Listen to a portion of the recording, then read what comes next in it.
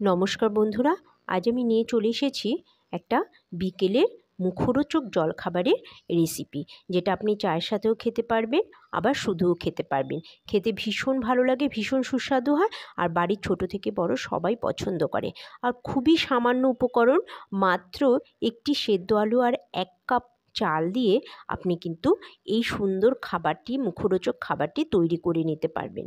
দেখুন, এর জন্য দরকার আমাদের 1 কাপ ভিজিয়ে রাখা আতপ চাল। এটা আতপ চালে করলে বেশি ভালো হয়। ভিজিয়ে রেখে দিয়ে জলটা ঝারিয়ে নিয়ে একটা মিক্সি বলে নিয়ে নিতে হবে আদা আর রসুন, তার সাথে অবশ্যই স্বাদ মতো কাঁচা লঙ্কা, আর একটা সেদ্ধ করে রাখা আলু, সেটা হাত দিয়ে ভেঙে দিয়ে দিতে হবে। এই রেসিপিটি যদি ভালো লেগে থাকে বন্ধুরা, অবশ্যই কিন্তু লাইক কমেন্টস করবেন আর অনেক অনেক শেয়ার করবেন। দেখুন, খুব সামান্য জল দিয়েছি আমি, অল্প জল দিয়ে একটা মিহি ব্যাটার তৈরি করে আমি একটা বোলে ঢেলে নিয়েছি। এবারে টেস্টটাকে বাড়িয়ে দেওয়ার জন্য একটু মশলা অ্যাড করছি। গোটা জিরে, চিলি ফ্লেক্স, জিরে গুঁড়ো, ধনে গুঁড়ো, আর তার সাথে দিয়ে দিচ্ছি আমি চাট মশলা। চাট মশলাটা কিন্তু অবশ্যই অ্যাড করবেন, আর ধনে পাতা কুচি। বন্ধুরা, আমি এখানে স্বাদ মতো লবণ অ্যাড করেছি, আপনারাও করে নেবেন, যেটা কিন্তু এখানে ভিডিওতে মিস করে গেছে। অবশ্যই স্বাদ মতো লবণ অ্যাড করে নেবেন। তারপর খুব ভালো করে হাতের সাহায্যে বা একটা স্পুনের সাহায্যে বেশ 2-3 মিনিট ধরে ঘেটে নেবেন। দেখুন, ব্যাটারের ঘনত্বটা আমি দেখিয়ে দিচ্ছি আপনাদের হাত দিয়ে। ঘনত্ব কিন্তু এর চাইতে পাতলা হবে না, পাতলা হলে কিন্তু খাবারটা একদমই মুচমুচে হবে না। ব্যাটারটা তৈরি হয়ে গেলে একটা গ্লাস নিয়ে নিন, আর তার মধ্যে একটা আমি দুধের প্যাকেট নিচ্ছি, ফাঁকা দুধের প্যাকেট। আপনাদের কাছে যদি পাউচ প্যাকেট থাকে বা অন্য যে কোনো এরকম প্লাস্টিক টাইপের বা কোন, আপনারা ইউজ করতে পারেন। এবার আমি দুধের প্যাকেটটা একটা গ্লাসের মধ্যে রেখে একটা কোন শেপ দেওয়ার চেষ্টা করছি। একটা কোনা আমি গ্লাসের ভিতর দিয়েছি। এবার তার মধ্যে একটা স্পুনের সাহায্যে ব্যাটার অল্প অল্প করে ঢেলে দিচ্ছি। অল্প অল্প করে ব্যাটার দিয়ে এবার এই প্যাকেটটার মুখটা খুব ভালো করে কিন্তু বন্ধ করতে হবে। দেখুন, কোনটা তৈরি হয়ে গেছে। এবার মুখটা আমি ভালো করে মুড়িয়ে নিচ্ছি।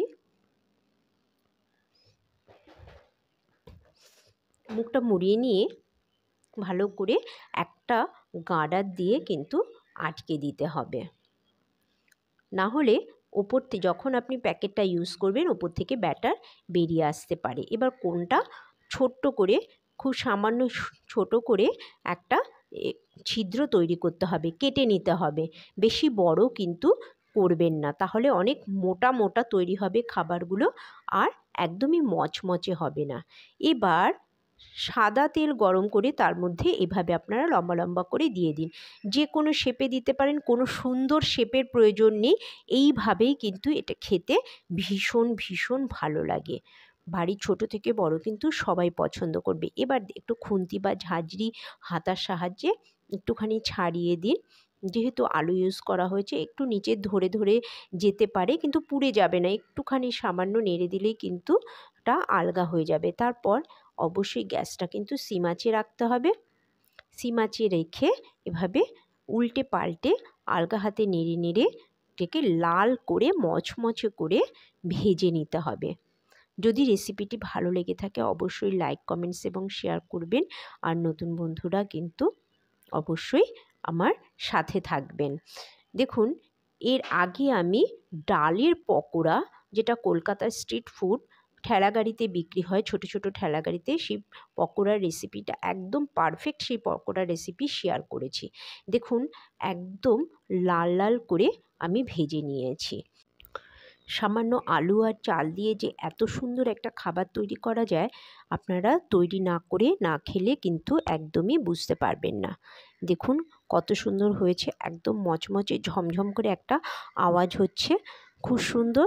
তবে আপনারা হয়তো ভাবছেন যে শক্ত হবে, একদমই না। দেখুন, হাত দিয়ে চাপ দিয়ে আমি ভেঙে দেখিয়ে দিচ্ছি। ভীষণ টেস্টি খাবার, কিন্তু আপনারা অবশ্যই অবশ্যই তৈরি করে খাবেন, আর আমাকে কমেন্টস বক্সে জানাবেন। আর আমার সমস্ত রেসিপিগুলো কিন্তু আপনারা অবশ্যই দেখতে থাকবেন। তাহলে দেখা হবে পরের কোনো রেসিপিতে। সবাই ভালো থাকবেন, সুস্থ থাকবেন। Thank you so much.